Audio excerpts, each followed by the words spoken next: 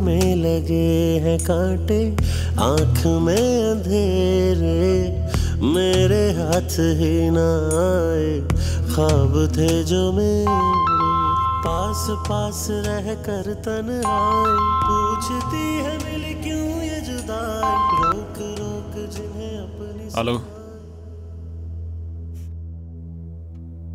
خیلی متاسفم اسکندر، من اصلا نباید اونطوری باهات حرف میزدم، اما خب درک میکنم.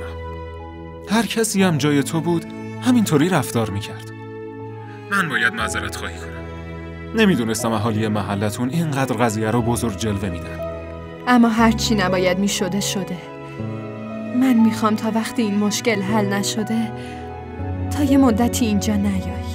منم قبول دارم. اما جانان چه اتفاقی میخواد بیفته؟ منظورم عایشه است.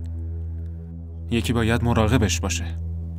من دارم بهش فکر میکنم. خودم یه راهی پیدا میکنم.